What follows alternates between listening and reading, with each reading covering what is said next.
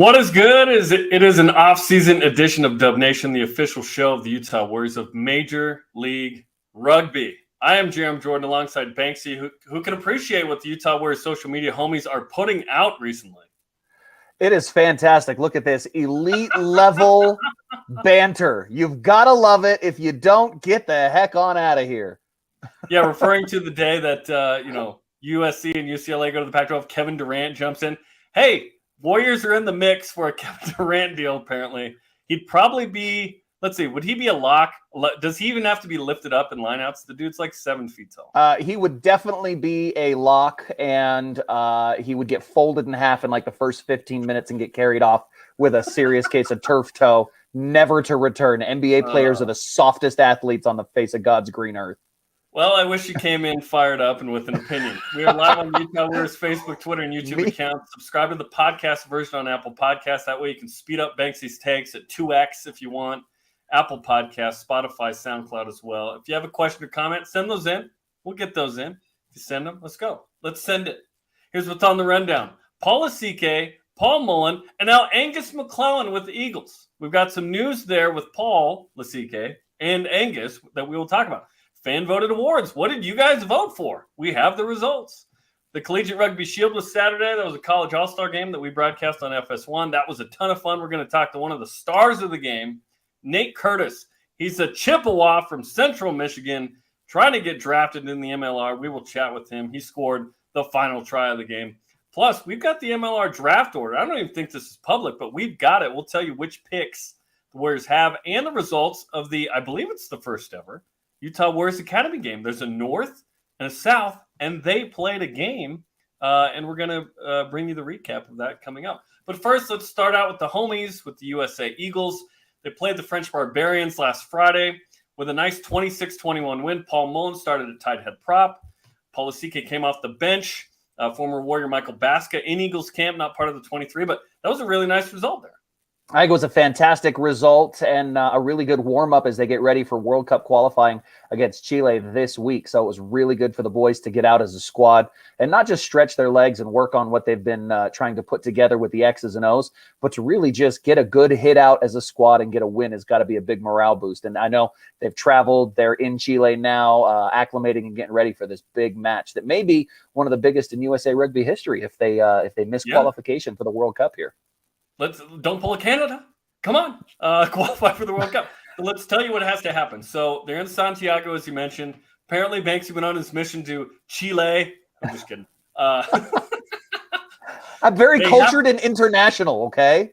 Chile, Francais, Allemand, Deutschland. Yeah, we're going to say I'm all native. Okay, so they play Chile in 2 games, Saturday in Santiago, and then coming back home to Glendale, Colorado. Get your tickets and go to that game. Almost sold out, by the way, which is great. They're going to take an aggregate score of those 2 games. So hopefully the USA opens up a can, in the first round and cruises in the second round of this. But they've got to beat Chile to qualify for the World Cup. Let's go. So that's really important. So and obviously you got to make the World Cup. Come on, and that's going to be feisty. It's really going to be feisty. So let's go. USA had a chance to qualify a little earlier against Uruguay. Uruguay did not. Now they got a chance there. So the bad news from the French Barbarian game is Paul Lasike broke his hand. So he's not available for the Eagles. But the good news is Angus McClellan got the call up. He's been an Eagle. It's been a minute. One of the best tight head props in the league is now on the USA team. And how about that? 2 deep USA Eagles from the Utah Warriors. I mean, it's fantastic. You talk about, the former Eagles that are in camp as well. And it's a great call up for Gus. Talk about a guy that's earned it. The most consistent tight head prop probably in MLR, the first player in Major League Rugby to hit 50 caps with his team and might end up being the first to hit 100 the way he keeps going. Like, the man shows no signs of slowing down. It's a 1-2 punch that he and Paul will both be very comfortable with. You're talking about a pair of guys that are used to going 40 and 40 and being fresh for every half. You could start either one of them and you're not going to get any let up in quality or any of the deliverables that you want to see from that tight head side from both of these guys. No one's as deep at that position, which is equivalent to the left tackle in football in rugby, as anybody in MLR, which is awesome to have 2 international guys that deep. Paul Mullen's also got a tremendous personality, as evidenced by this video from NASA at Mission Control in Houston last week, where they played the French Barbarians. He's talking to the astronauts on a phone, and here's what he asked them. Yeah, and can you tell me what's the weather looking like tomorrow in Texas? I can't, but I think that it's looking like a win. How about that? That's what I saw in the forecast. Thanks, Why. There's a lot of big smiles down here, and you got about 20 seconds to 11-minute or 12-minute LS. I don't know what LS is, but that was great. That would be loss of service before they get out of satellite range and have to reconnect. They're talking to former. I used to live on the Space Coast, baby. I lived right there by Port Canaveral. I watched rocket launches and space shuttles. It's part of who I am. I absolutely love it. LS to me is long snapper, but yeah.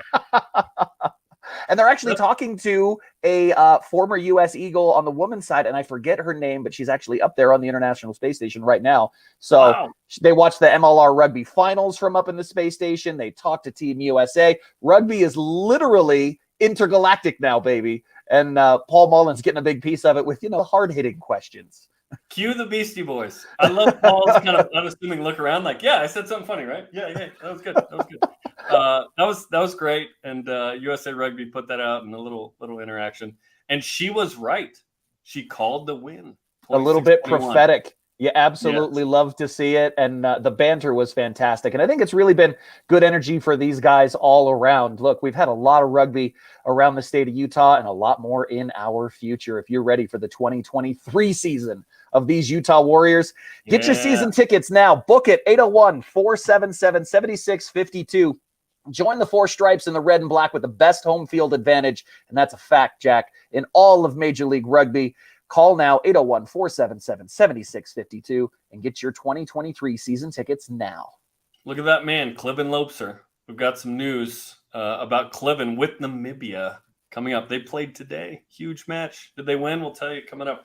Okay, fan voted awards. You voted, and they tallied the voting, unlike Florida in 2000. The player of the year, let's run through these. Joe Mano, player of the year. Well-deserved. I think everybody kind of was consensus on this, right? Like Joe Mano coming back and being as effective as he was the best player the Warriors had.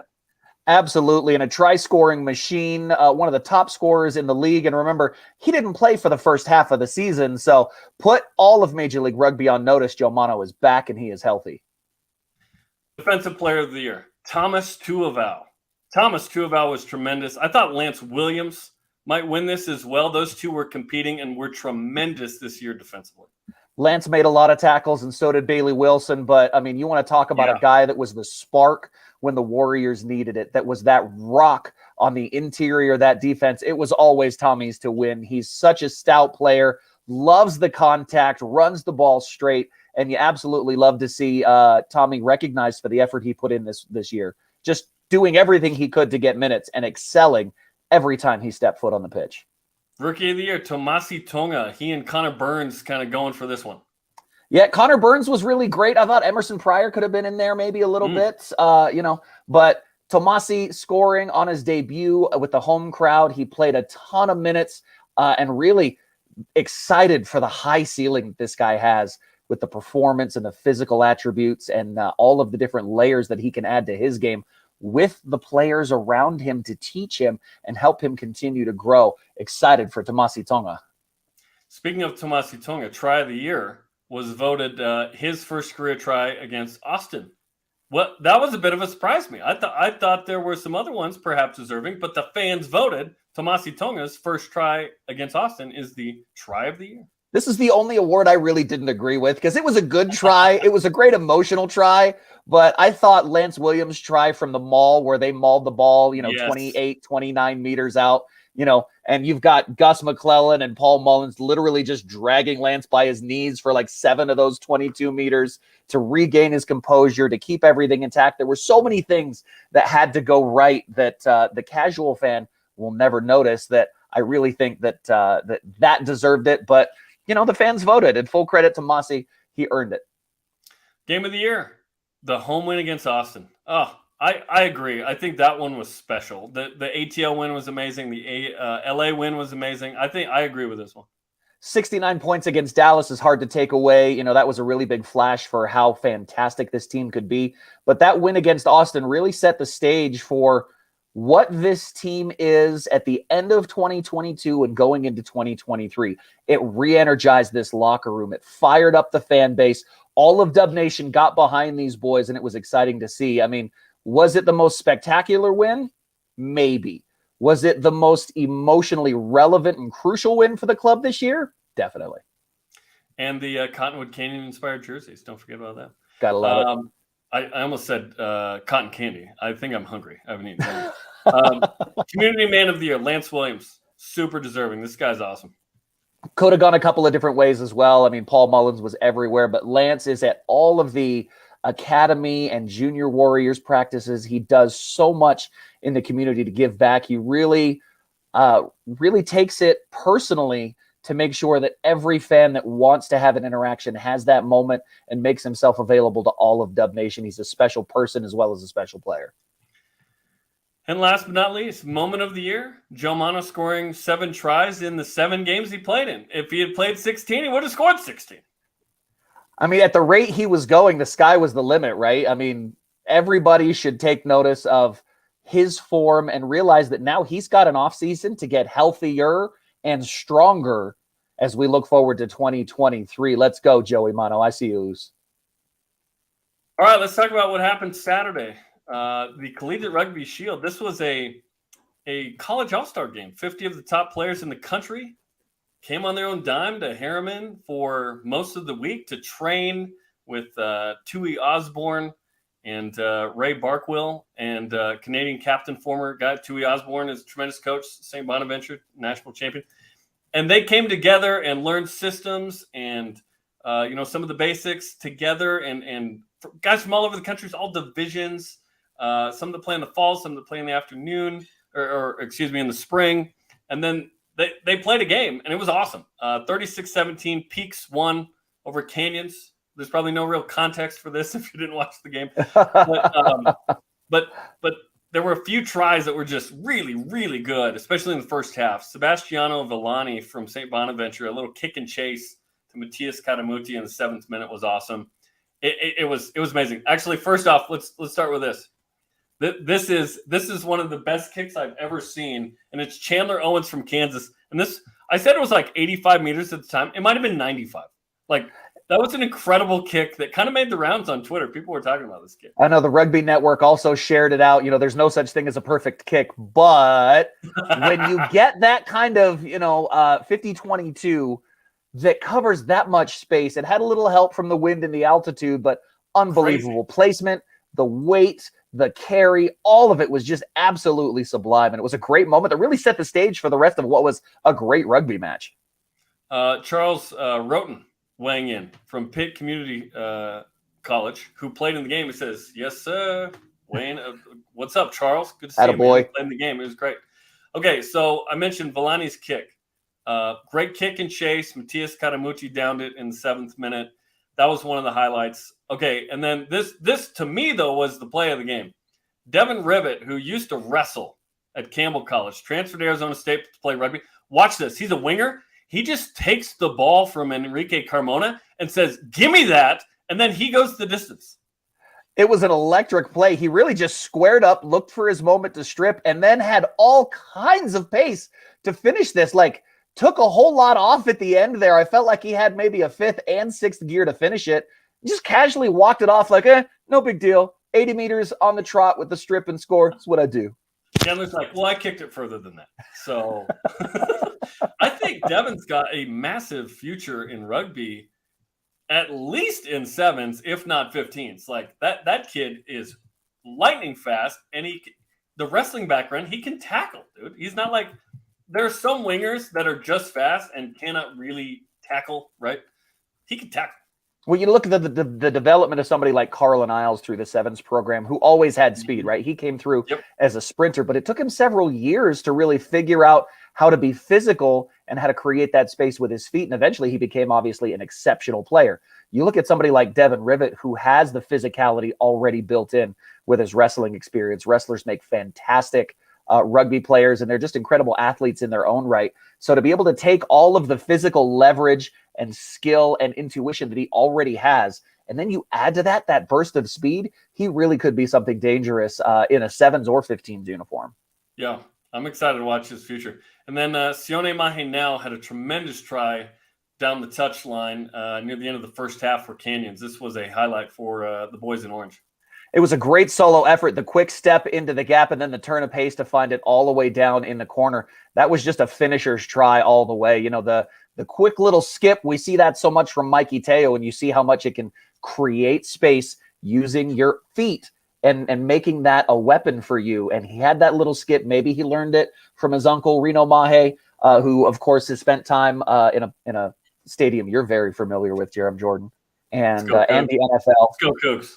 Even though we're going to get, it only took us how far are we into the 17 minutes for you to get a BYU shout out? Over was 14. That's got to be some kind of record.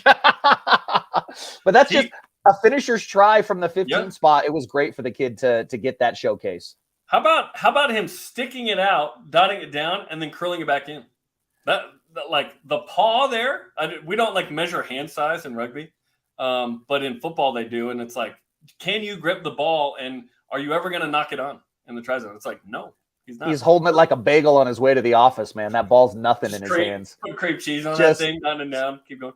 So those are some of the highlights. There were a ton. You can go back to the Rugby Network and watch that on demand if you want. It was really cool to have that on FS1 as well, Banksy, which is some great exposure on 4th of July weekend. It was a cool broadcast. You did a tremendous job on the field. Guys are coming off breathless. Yeah, it was good to get that try.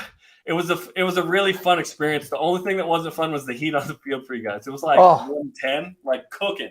I think it was about 115 degrees on the field at halftime. It was about as hot as I've ever been, man. Woo. I mean, it was hotter than a fried egg in a frying pan sitting on the surface of the sun with Satan's hot dragon breath breathing devilish flames straight into it, man. I mean, that's pretty hot. Yeah. Well, you are hot. You are a hot dude. So there you go. Okay, let's bring in one of the stars of the game from Central Michigan. He's a Chippewa.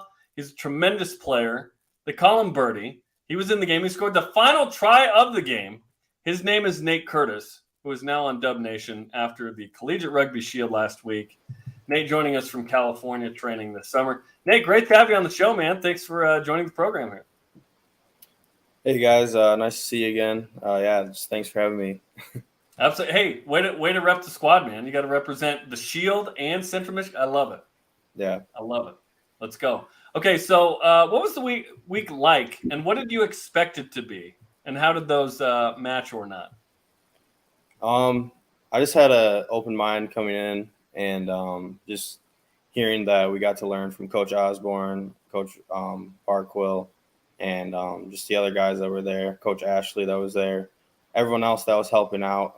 I was just ecstatic about that, just to learn from these guys, hear about some of their experiences. And also just getting the chance to train with guys from all over the country, guys from D1 schools all the way down to a couple of D3 players that were there, I'm pretty sure. So the diversity of the group definitely interested me while I was sitting right in the middle, coming from a D2 school. So that got me excited because I wanted to see just how we all meshed together. And honestly, I don't think we could have meshed any better. On Team Peaks, that is. And just my expectation was just great. And I was just excited to get out there and have a good time playing this great game. And being in Utah is always a great time. And, yeah, the weather was great. And, just overall great experience. Well, look, you had a lot of great minutes in that match. I got to talk to you a couple of different times during the broadcast, so that was a ton of fun. What do you think an event like this can do as part of the inaugural class now of the Collegiate Rugby Shield? Going forward for a lot of guys that are looking to get attention in Major League Rugby, what does it mean to you to have an event like this to come and showcase your talent? Great question. I think that something like this was something that rugby was missing out on, and just having a chance to get out there, not doing the typical combine thing where only a couple players are getting truly looked at, and just letting us play and letting us get coached up. And we did do some combine and some tests and stuff, which is great. But just the whole playing aspect and the team aspect of it all, I think really can showcase us. And Nick Collins and Brandon Sparks just throwing this thing out and getting it put together. I can't believe how well it turned out, and just a great experience for everyone that was involved. No one's had any bad things or any bad thoughts about it. And everyone was just so happy to be out there, including myself. It was a great time. We're talking to Nate Curtis on Dub Nation from Central Michigan, who participated in the inaugural Collegiate Rugby Shield. Let's talk about Brandon Sparks, because he helped start Legacy Rugby in Michigan, which you're a part of. Josh Kipp from Michigan State was a part of. What was it like to maybe reconnect with Brandon in that way? Just 3 Michigan dudes in Utah.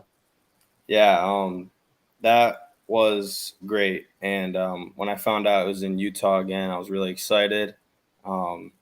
Josh was really excited, and a bunch of the other Legacy guys were really excited for us to get back out there. The new coaching staff, Michael Kuhl and John Schaefer, they were pumped that it was in Utah too, for all of us to reconnect. And I was wearing my Legacy bag all week, and everyone was asking me about it. Brandon, I think Brandon saw me wearing it too, so it was just great to be in a different environment, I guess you could say, with some of the Legacy guys again. And yeah, it was just great. Be honest, Nate. It felt good to look across the other bench and see Sparksy over there and just kind of give him the old "gotcha, buddy" on that one, didn't it? Yeah, it was good.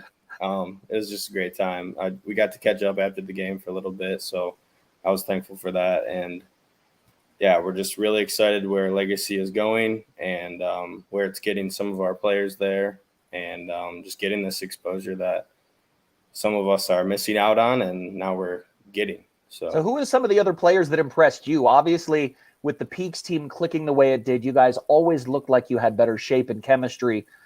Even though the athletes, I felt like, were split pretty evenly.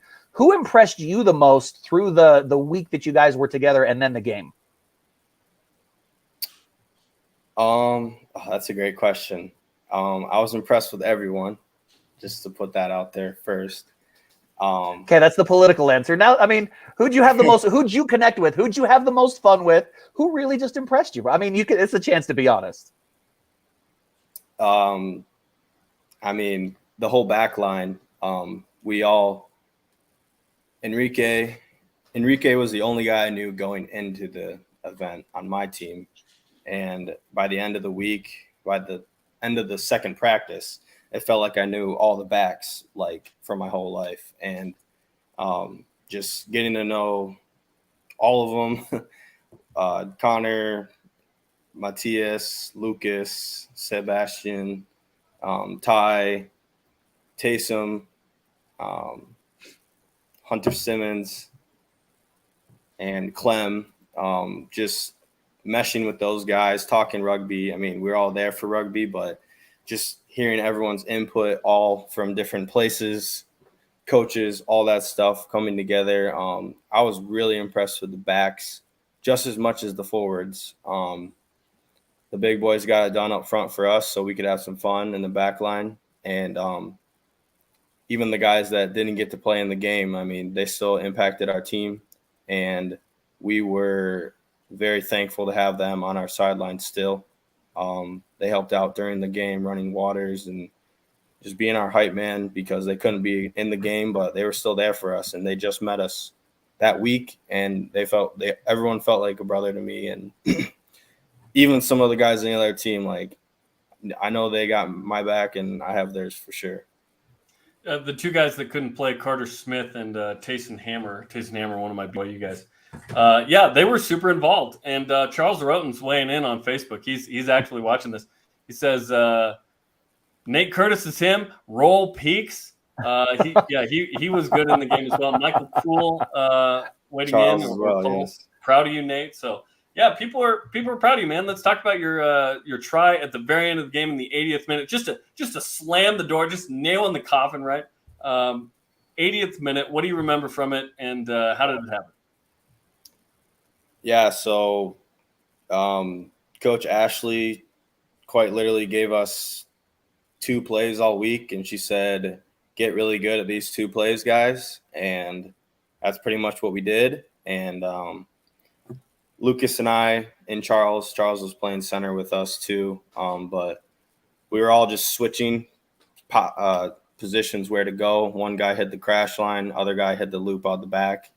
And I was looping out the back on that play, actually, and Lucas hit that crash line, broke through the line, and anyone could have scored that try, but Lucas saw me, gave me a little pop, and just got to punch one in.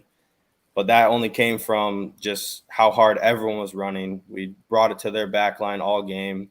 Matthias passing the ball on lines all game, just feeding us, just letting us have fun out there. And his kicking was also unreal.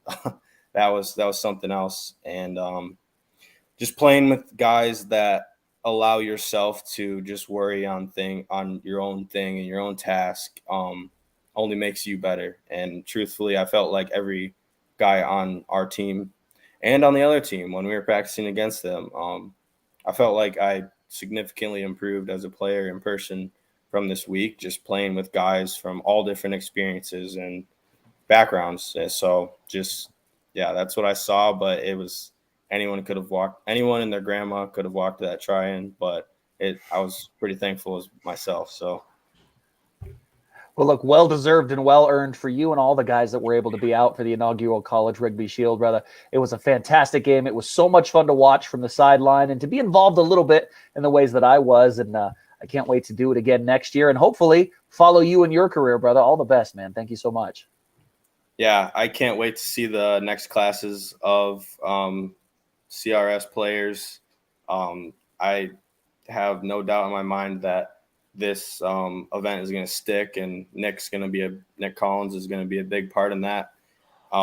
Shouts out to Nicky. That boy put in a lot of work to make that happen with all those athletes.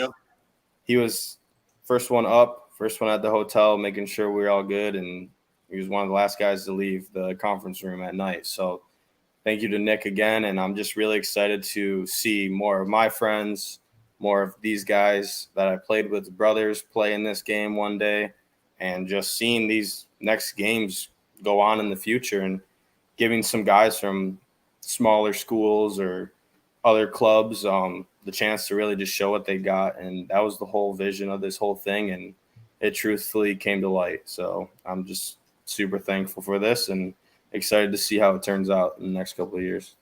Are you applying for the draft, or do you have another year or two at Central Michigan? Yep, I'm ready to roll for the draft. I am finishing up my last capstone class this summer, too, going into the fall or spring. So I'm ready to roll for the draft and just really excited for August 18th. Okay, very nice. We look forward to hopefully hearing your name on August 18th. Nate, we appreciate the time, man. Best of luck. Yeah, thank you guys for having me. You got it. Nate Curtis from Central Michigan joining the program. It was fun to meet these guys, too, because they come from all over the place. Like we talked to Nate, Central Michigan, Legacy Rugby, Brandon Sparks Connection, the general manager of the Utah Warriors. And to see the connections that even guys in Michigan have in Utah with this, which is awesome. So awesome stories. Good to meet these guys. There are several Argentines in the game who were tremendous. They were some of the best players in the game. Guys from all over the country. This was great. I'm looking forward to this next year already.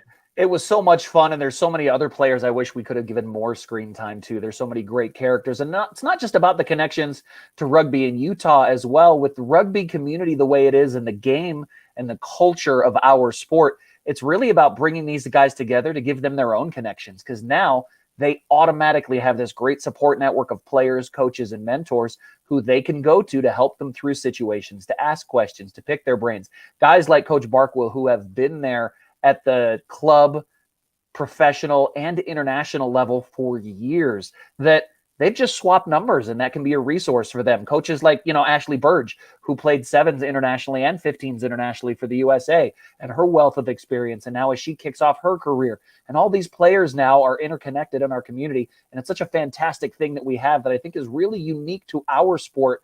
Is, like Nate said, it really is a brother and sisterhood, and we are all connected by being rugby players first, and the respect that goes along with that.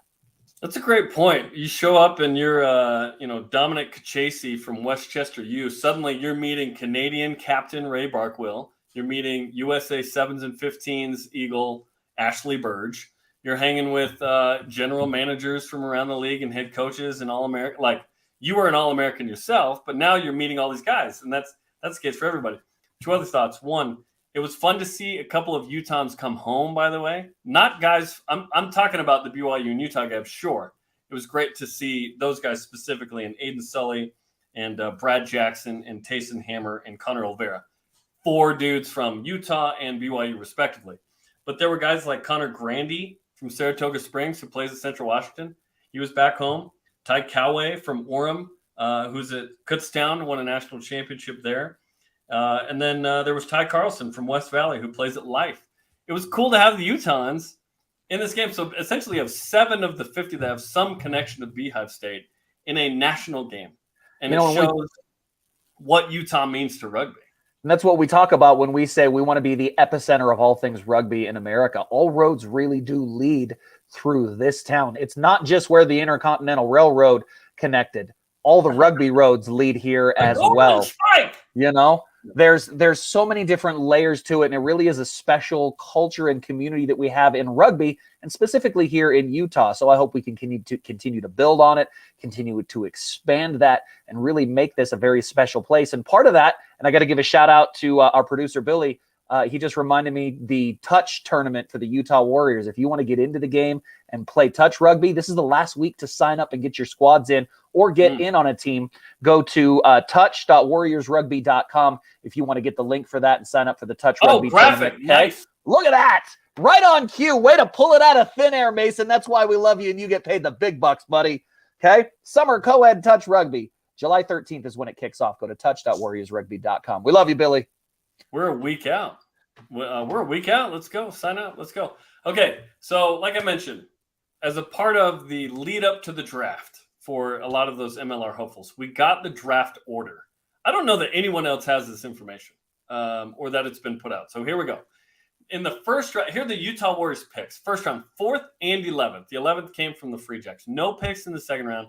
And then 2 in the second from the Arrows. The 4th pick and the 11th pick are nice. I think you can add 2 real nice players. And then even in the 3rd round, Utah last year with its 3 picks, all 3 played. 2 of the 3 played significantly, even starting. So the draft is a big deal for the Utah Warriors. They use the draft to find players that play. And the ability to develop those players because of how deep we are in the organization with skill, talent, and men who are ready to give back to the game. You know, when you look at guys like Elijah Hayes, guys like Tomasi Tonga, who have come up through the pathway program or the college draft, they've all been able to get into this system, find great friendships and mentors, and take their game to another level, whether it's physically or mentally. And the Utah Warriors do as good a job as any. There's some pretty big holes to fill in this roster and some pretty big needs. So to have a 4th and 11th pick, I'd love to see them take, a big second rower that could make an impact right away, or a big back row player, a dynamic number 8, possibly that could make an impact early. But then some of these other picks, when you look at the 30th and 31st pick, rugby players straight out of college aren't the best rugby players. It's not like in college football where these guys come out of, the NCAA teams and go into the NFL and immediately make a difference, and they're the biggest and best athletes. Rugby players don't develop into the best rugby players because of the mental challenges of our game and the subtleties until they're in their, late 20s. Probably is really when rugby players peak and become their best. You're talking about guys now that are just 21, 22, 23, some of them, that if they can take a couple of years to develop, get a lot of rugby through the pathway program and the select sides under their belts, these are guys that can be elite players in Major League Rugby, given the proper time and coaching. Absolutely. I'm looking forward to it. August 18th is when the Major League Rugby draft is. And we will be clued in and get you ready for that. We'll talk to Brandon Sparks, general manager. What are the needs? Also, we have postseason signings and schedule releases and jerseys. That's all coming up in the next 5 months as we get ready for preseason for Major League Rugby next season. Okay, final couple of notes here on the show. There was an academy game. There's a U18, essentially a high school North squad. Derek Smith, Ashley Birch run that. Derek Smith, old roommate. Feels like everybody is an old roommate of mine from BYU. Everybody's connected to Jarom Jordan, man. We had like 10 dudes in a house, so the population, it's just normal. Okay, but in the South, like St. George area, there's a U18 team as well. So they played a game, and the North won 29-20. We were out. This was after the Collegiate Rugby Shield. This was super cool to see that the Warriors, and look at these kids get to wear the Warriors jersey. You know what I mean? This is a cool experience, great game, well-played game, and the North comes out on top, but a great experience for all these kids. It was so cool. I watched the entire first half of that game before I had to leave for other commitments, but seeing these guys out on the big stage, being able to play in their own kit in front of their families, for their friends, and play for that Warriors badge, it's a testament to the commitment that this Utah Warriors team has to developing the next generation of rugby talent. Some of these kids, if they have a nice long career, they can take care of themselves physically, and they're blessed with a certain measure of talent, will be kids we could be watching in the World Cup as it comes to America here in the next dozen years. So that's how important it is to develop these kids now that are 15, 16, and 17, because these are the guys that are going to be 28, 29, 30 as the World Cup comes here to our American shores. And that's going to be an incredible event for rugby and for every single athlete, player, and family member that's ever picked up, touched, or watched a game. Absolutely. So congratulations to everybody involved with that academy game, and great coaches and players, and the pathway is happening. You can be a high school kid, you can be a kid, go to Junior Warriors, and then you play in the touch rugby and whatever. You get to the academy, you get to Connor Grandy, by the way, part of the pathway for the Utah Warriors. If he gets to MLR, he's a Warriors guy. So, a local kid, which is exciting. Another Tomasi Tonga perhaps in the future. So we'll see, man. We'll see. Absolutely love to see it. And one other thing we love to see is you sporting the 4 stripes in the red and black. If you want to get your Warriors gear, all the 2020 gear is still available now. Go to shop.warriorsrugby.com. That includes the Cottonwood Canyons jerseys. That includes some of the special Thunderbirds kit that was out this year. If you want to get all of it, get it now before it sells out. Shop.warriorsrugby.com, y'all. Okay, on Instagram, we had a really cool post by Connor Burns who talked about his mom being cancer-free. Congratulations to mom of Connor Burns, who's been out to a Utah Warriors game this year. Pretty cool. He's from the UK. Congratulations to the whole fam. That's awesome. Absolutely love to see it, Burnsy, and congratulations to your mom for fighting that fight, for staying strong. And, we all love our moms and want to see the best from them. So to have mom there and smiling with his arm around her, what a special moment for Burnsy and his mom to share. And now, congratulations on being cancer-free. One of the star rookies in Major League Rugby this last year. He had some spectacular moments.